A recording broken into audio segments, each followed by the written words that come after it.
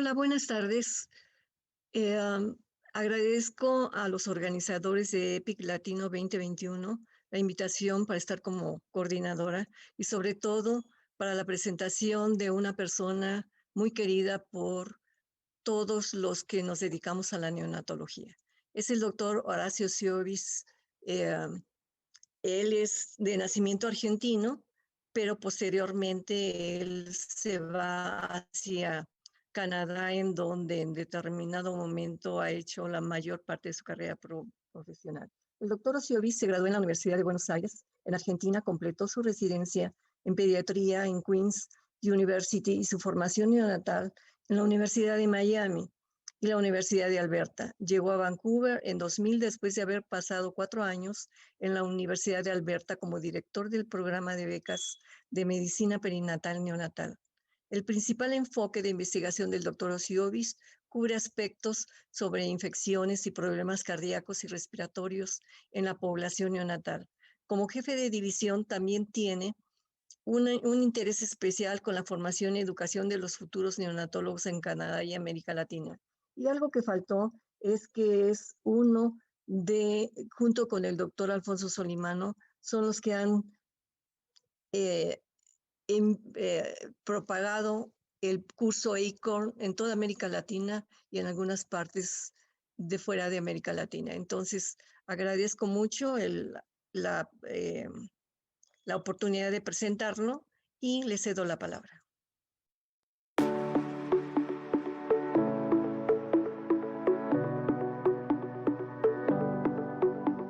Muchas gracias al comité organizador por permitirme hacer esta presentación de falla hepática aguda para neonatólogos.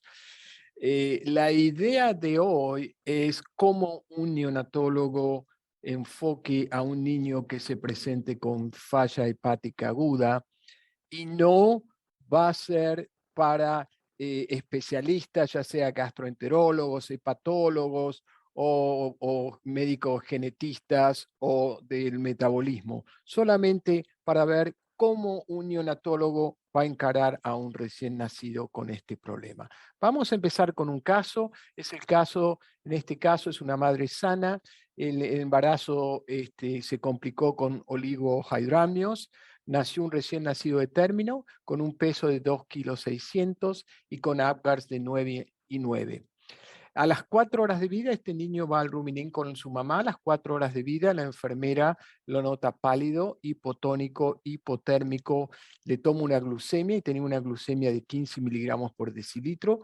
Por lo tanto, a este niño se lo admite en Lucin, donde se le realiza una corrección de 2 mililitros por kilo de destrozado al 10%, y luego se comienza con una infusión de 70 mililitros por kilo por día para mantener la glucemia. En el momento de admisión se le hace un hemograma, que fue normal, tenía una hemoglobina de 19, tenía plaquetas normales, tenía una PCR normal, pero de todas maneras se comenzaron con antibióticos. Mientras el recién nacido se encontraba en Lucin, a las 20 horas presenta hematemesis, hematoquesia, la hemoglobina bajó a 11, un RIN de 2,4, un tiempo de protombina de más de 22 segundos, por lo tanto elevado, una ferritina muy elevada de 2.770, una alfa-fetoproteína también muy elevada, más de 340.000, y como otros exámenes complementarios tenía transaminasas, amonio, triglicéridos, estudios metabólicos que fueron normales. Se le hizo una toma de cultivo bacteriano y virales que también fueron normales, y un ultrasonido de abdomen que fue normal. Vamos a presentar un segundo caso. En este caso es una madre con diabetes gestacional que requirió insulina durante el embarazo y presentó un cuadro febril una semana anterior al día del nacimiento del recién nacido. Nace un recién nacido de 3,4 kilos con Apgar de 3, 6 y 8, y este niño también pasa al Ruminín con su madre. A las 2 horas de vida se le hace un screening de glucosa, debido a que era un niño a riesgo y tenía una glucosa de 21 mililitros por decilitro. A este niño se le hizo una corrección de 2 mililitros por kilo destrozado al 10, pero el niño continuaba con hipoglucemia y se tuvo que aumentar la cantidad de glucosa a 15 miligramos por kilo por minuto. Una vez ingresado en LUCIN, este niño presentaba un distrés respiratorio leve, hepatomegalia y petequias. En los exámenes de ingreso de laboratorio tenía unas plaquetas de 18, un tiempo de protombina prolongado de 34 segundos, un RIN prolongado de 3.8, transaminasas y bilirrubina conjugada estaban elevadas. También se le tomó una ferritina, alfa-fetoproteína, amonio, triglicéridos y screening metabólico, todos ellos fueron normales. Se le tomaron cultivos bacterianos que fueron negativos y tuvo un ultrasonido abdominal que mostró múltiples focos ecogénicos en el lóbulo derecho del hígado y una ecocardiografía normal.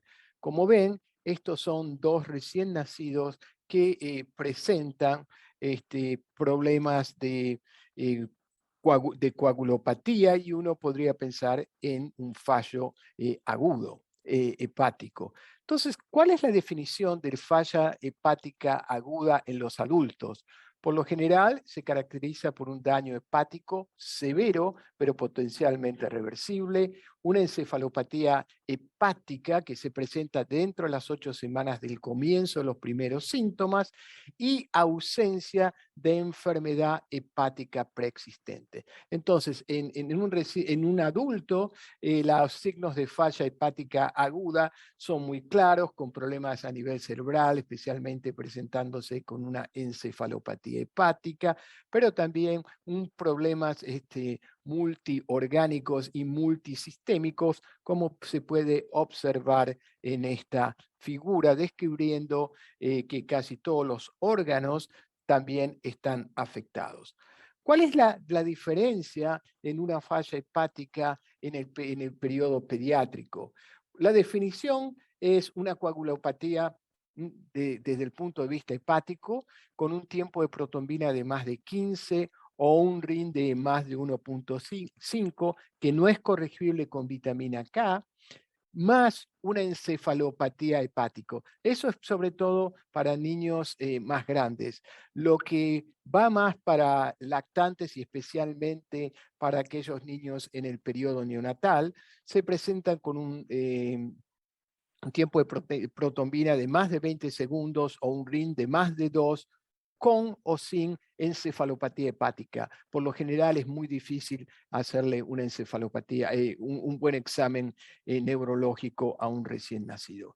También presenta evidencias bioquímicas de daño hepático agudo y sin evidencia de enfermedad crónica. Entonces, en el periodo pediátrico, uno podría hacer las diferentes categorías para la presentación de una falla hepática y como ven en los niños más grandes y en los adolescentes, muchas de las veces las causas son indeterminadas y muchas veces son por drogas o por medicamentos. Mientras que en el periodo neonatal, las causas más comunes es la hemocromatosis neonatal, problemas de tipo metabólico, problemas virales y alguna maligniasis o neoplasia.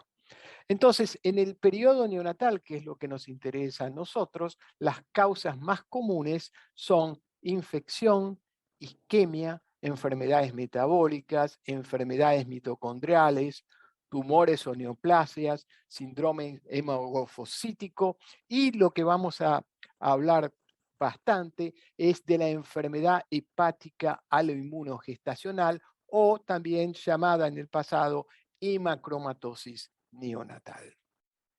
Entonces, cuando uno ve, y esta es data del 2011, cuando uno ve la distribución de las causas, la que es más común es esta hemacromatosis neonatal, en este caso es 36%, pero si uno ve los nuevos resultados, esta etiología es aún mucho mayor y es la causa más común de falla hepática aguda en el periodo neonatal.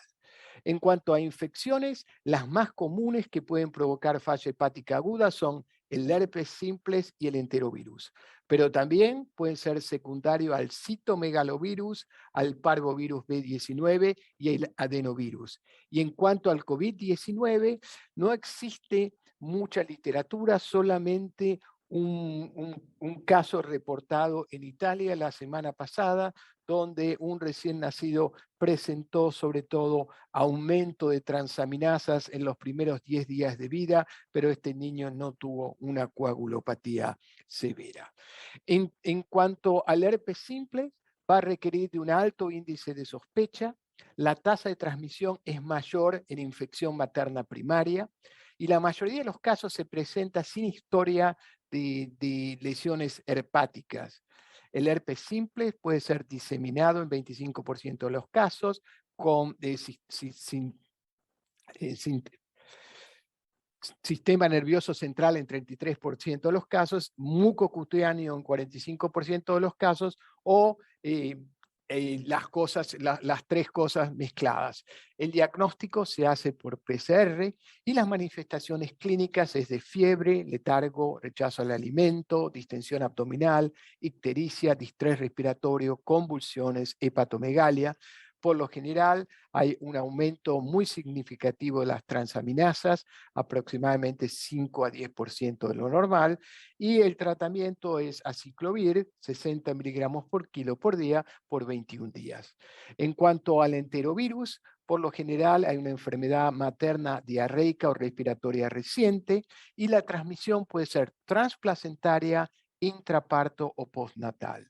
El recién nacido va a presentar con fiebre, irritabilidad, letargia, rechazo al alimento, rash, meningoencefalitis, una miocarditis, hepatitis con una coagulopatía, una hipoglucemia, aumento de las transaminasas.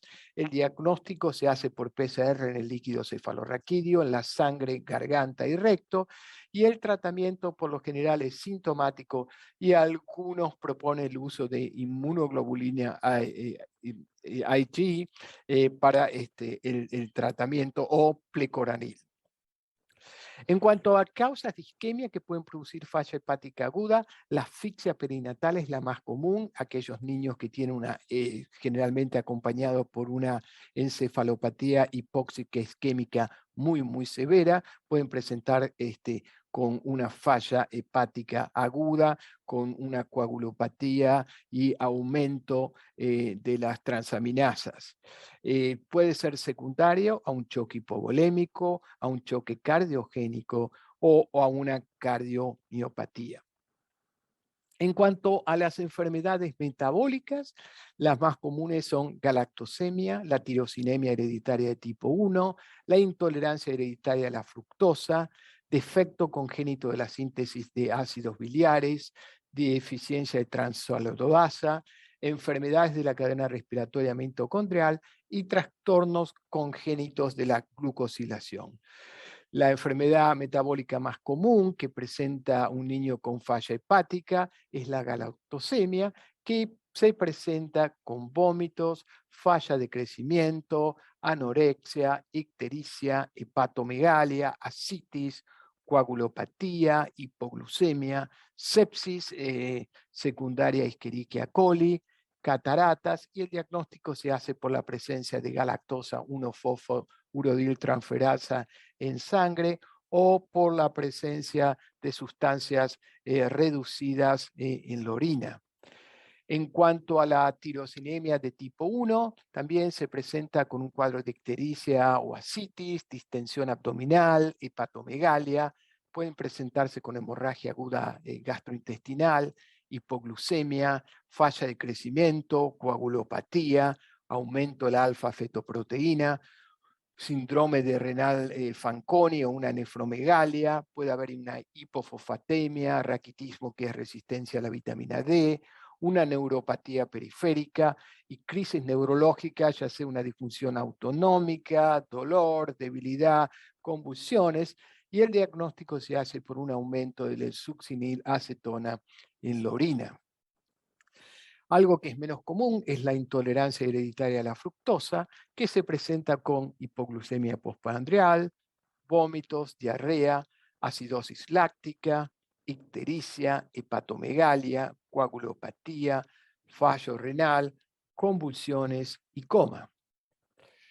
En cuanto a tumores o neoplasias, que son más raras, pueden presentarse con una leucemia neonatal, muchas veces en niños con síndrome de Down, una mielodisplasia o un hemangioma, o hemos visto niños con neuroblastoma o un nefroblastoma o una hepatoblastoma también puede presentarse con una falla hepática aguda.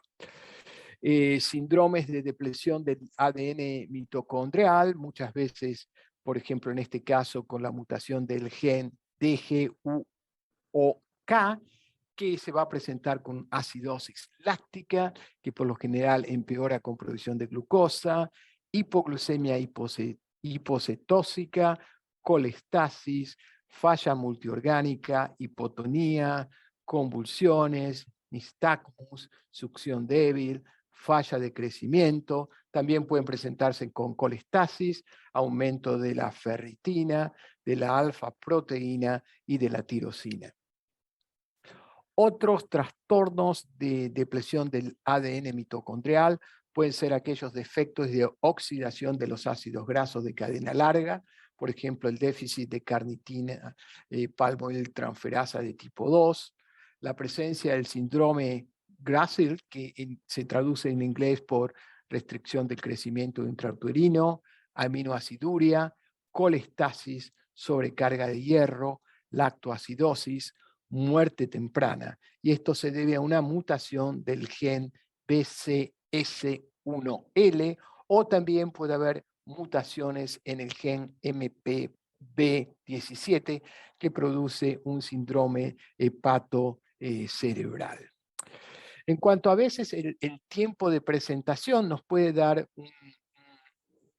una idea de cuándo, para pensar en qué patología podemos estar lidiando con este niño. Por lo general, una hemacromatosis neonatal puede presentarse antes incluso de nacer y manifestarse ni bien el recién nacido nace. Una infección secundaria a viral puede producirse prenatalmente durante el parto o en los primeros días de vida, y por lo general una enfermedad metabólica se va a presentar con el comienzo de la alimentación, especialmente entre el tercer y cuarto día de vida, es cuando uno lo ve más comúnmente. Formas más raras son, por ejemplo, la linfohistiocytosis hemofagocítica, que se caracteriza por un diagnóstico molecular.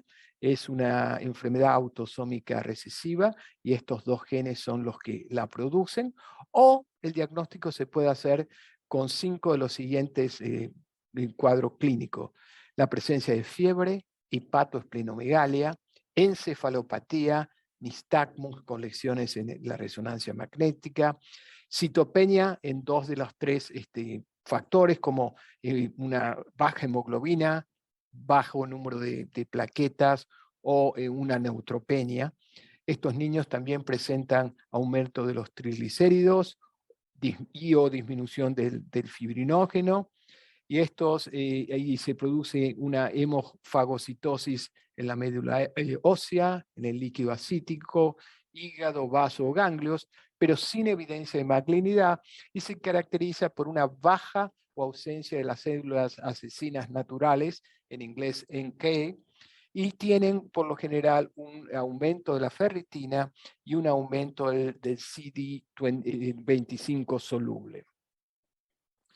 El tratamiento para esta enfermedad, que es bastante rara, es el uso de antineoplásicos o corticoides o inmunosupresores o anticuerpos monoclonales. Y en aquellos recién nacidos o niños en que el tratamiento no funciona, el trasplante de médula ósea es otra solución.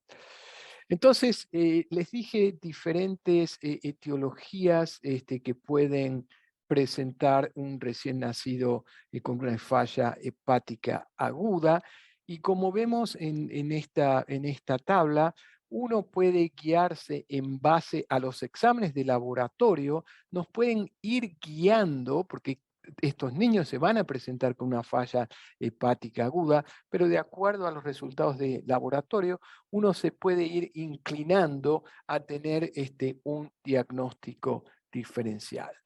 Lo mismo se debe a, uno puede ir pensando de acuerdo a la presentación clínica, uno puede empezar a hacer un diagnóstico diferencial para tener una idea de a qué nos estamos atendiendo para uno poder tener un diagnóstico temprano y un tratamiento temprano en estos niños que por lo general están muy, muy graves. Estos niños en general se presentan con letargia, fiebre, náuseas y vómitos, hepatomegalia, esplenomegalia, ascitis, edema periférico, coagulopatía. ¿Cuáles son las investigaciones que tenemos que hacer si se presenta un niño con estos problemas?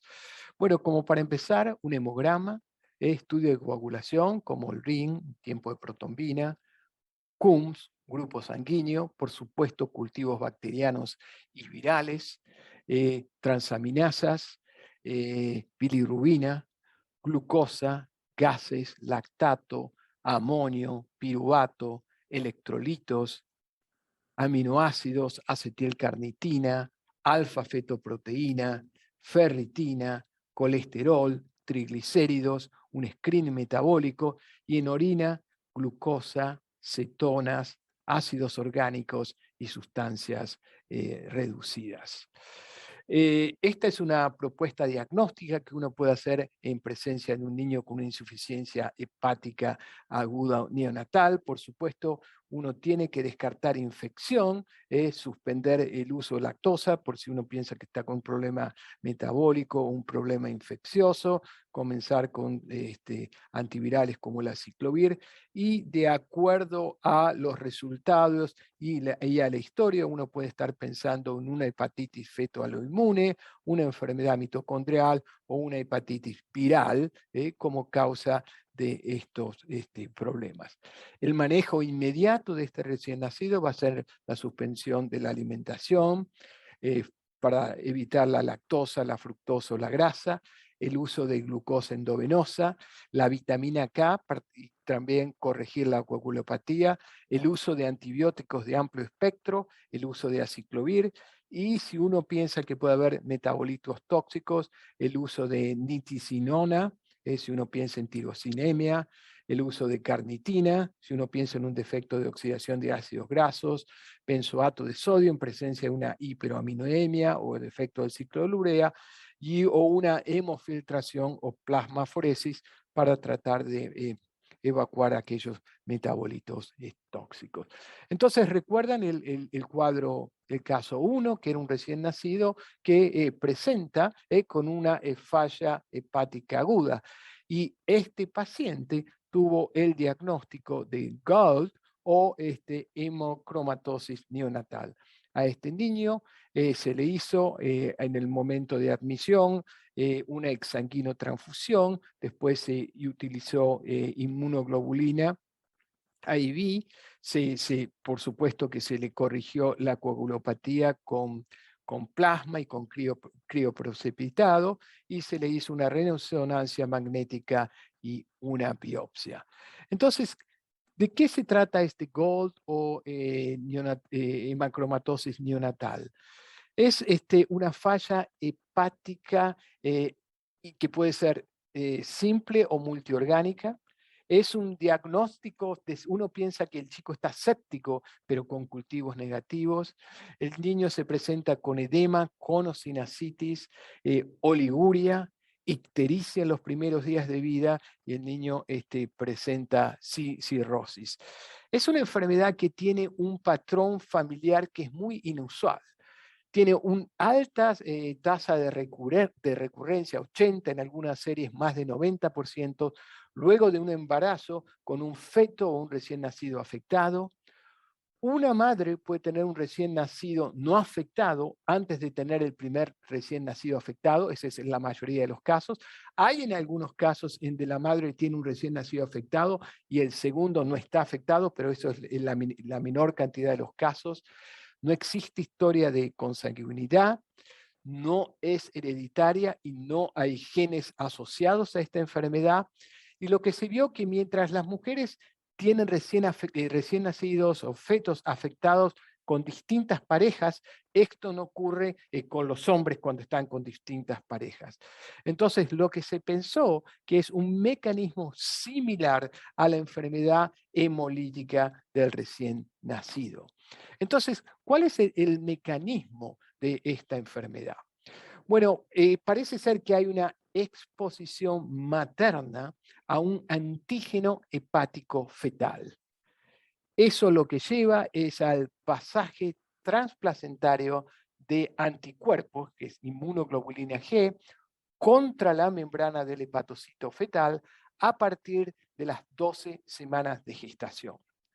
Lo que se produce es la activación del complemento C5b9 y este es responsable de la citólisis de los hepatocitos porque lo que se forma es un complejo de ataque de membrana entre el anticuerpo, el, el antígeno y la activación del complemento que produce la destrucción del hepatocito. Y esto se puede ver por inmunohistoquímica en la biopsia de tejidos.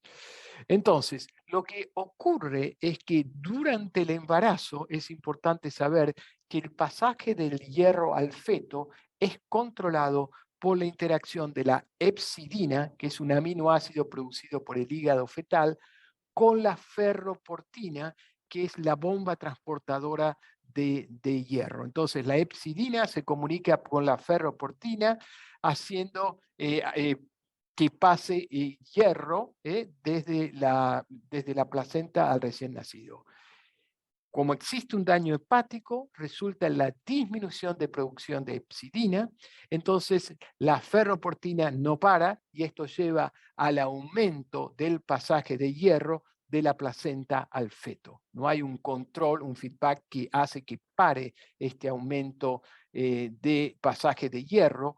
A su vez, la expresión del gen de la transferrina está disminuida, resultando en una reducción de la capacidad de fijación del hierro.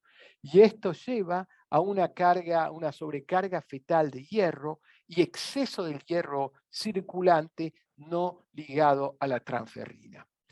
Entonces, ¿cómo se caracteriza desde el punto de vista clínico? Bueno, en cuanto a los antecedentes maternos, existe una historia de abortos espontáneos o recién nacidos muertos en los primeros días de vida. Desde el punto de vista antenatal, si uno hace ultrasonidos, puede haber un retraso de crecimiento intrauterino, puede estar asociado con oligohidramios o una placenta edematizada. Por lo general, secundario a esto, existe disminución de los movimientos fetales y el recién nacido puede nacer prematuro, pequeño para edad gestacional o puede nacer y los primeros minutos, horas o días de vida, este recién nacido se encuentra muy enfermo. Entonces, esta enfermedad GOLD, que es enfermedad hepático autoinmune o hemocromatosis neonatal, es una falla hepática aguda acompañada de fallo multiorgánico, se confunde con sepsis, pero son con cultivos negativos, y lo que muestra el laboratorio es falla de la función sintética del hígado, con un ring por lo general de más de 2, incluso en niños prematuros de más de 3, con un tiempo de protombina de más de 20 segundos, con disminuciones de los factores 5 y 7, con una albúmina baja, pero en estas condiciones las transaminasas se encuentran normales o bajas, y eso se debe a que prácticamente no hay hepatocitos. Entonces, esa es la razón por la que las transaminasas son normales o bajas. Estos niños se presentan con edema, con o sin ascitis, por lo general oliguria, ictericia, colectasis, hipoglucemia y aumento de la ferritina hipersaturación de la transferrina y aumento significativo de la alfa-fetoproteína. Entonces, es una enfermedad hepática severa, que es una cirrosis, más una siderosis extrahepática. Y los órganos más afectados son el páncreas, las glándulas salivales, las adrenales, las tiroides y el miocardio. Esta enfermedad respeta el sistema retículo endotelial, por lo tanto el vaso no se encuentra afectado y el diagnóstico no solamente se hace por la clínica, pero muchas veces la resonancia magnética y biopsia de glándulas salivares o hepática nos puede ayudar a confirmar el diagnóstico. Lo que vemos acá es una resonancia magnética donde se ve el hígado y el páncreas afectado, pero el vaso no se lo ve afectado. Y desde el punto de vista de histología, se ve daño hepático severo, daño hepático en el páncreas, en el miocardio, en el timo y en las tiroides, donde se ve depósitos de hierro. La histopatología demuestra ausencia de hepatocitos normales, un espacio portal normal, los conductillos biliares se encuentran conservados, extensa fibrosis y siderosis, células gigantes multinucleadas y la presencia del complejo C5b9 en el tejido hepático. El tratamiento, bueno, debido a que existe una historia en aquellas madres que tenían niños con esta enfermedad, se pensó en hacer un tratamiento prenatal con el uso de inmunoglobulina G, que se comienza a las 14 y 16 y luego semanalmente desde la semana 18 hasta la finalización del embarazo en mujeres que tengan una historia de un feto o un recién nacido previo afectado con GOLD. Este tratamiento produjo una disminución significativa de la pérdida del embarazo, de la prematurez y la enfermedad hepática del recién nacido. Y esto es muy, muy importante. Con el uso de dosis altas de inmunoglobulina en la mamá, lo que se ve acá es 48 participantes, 48 mujeres que tuvieron 194 embarazos. Y lo que se vio antes que se realizara el diagnóstico, en 141 embarazos, la mortalidad de estos recién nacidos o fetal fue de 81%. Cuanto a esas madres se las identificaba y se les hizo un tratamiento con inmunoglobulina durante el parto, la mortalidad disminuyó a 5%. Esto es un ejemplo con 48 pacientes y aquí vemos el último reporte donde se vieron 151 pacientes y estas pacientes fueron controladas hasta que se le hizo el diagnóstico. El 70% de los fetos o recién nacidos estaban muy complicados y en aquellas madres a las que se le hizo un diagnóstico y se los trató con la inmunoglobulina, lo que se puede ver que el outcome de este recién nacido fueron recién nacidos que nacieron sanos y sin enfermarse en el 94% de los casos. O sea que esta es una enfermedad que lleva una muerte muy alta, pero si uno tiene el diagnóstico precoz, se puede hacer el tratamiento a la mamá con un outcome para el recién nacido excelente. ¿Cuáles son los posibles mecanismos de acción de la inmunoglobulina? Es que puede diluir los anticuerpos maternos en contra de los antígenos hepáticos, resultando en menor proporción de anticuerpos que cruzan la placenta. La inmunoglobulina puede bloquear receptores en la placenta y reducir el pasaje de anticuerpos. También se postula que la inmunoglobulina puede pasar a la circulación fetal y bloquear receptores en los macrófagos, limitando la destrucción del hepatocito fetal. Entonces, eso sería el tratamiento a una mamá cuyo que tuvo un niño o un feto previo que se sospechaba de GOLD. Pero, ¿qué pasa si uno se enfrenta con un recién nacido sin antecedente de esa enfermedad y uno sospecha esta enfermedad? En el pasado lo que se utilizaba era lo que se llamaba un cóctel antioxidante con vitamina E, selenio, acetilcisteína, deferoxamina, prostaglandina E, pero como vieron, los resultados eran muy, muy pobres. Entonces, lo que se comenzó a utilizar es una exsanguinotransfusión de doble volumen, el uso de inmunoglobulina a 1 gramo por kilo y, por supuesto, el manejo sintomático de este recién nacido con el tratamiento de la coagulopatía y de la hipoglucemia. En el caso 1 que yo les presenté, no teníamos un antecedente previo de esta enfermedad en la madre. Este era el primer niño de esta madre. Entonces lo tratamos con una exsanguinotransfusión y el uso de inmunoglobulina.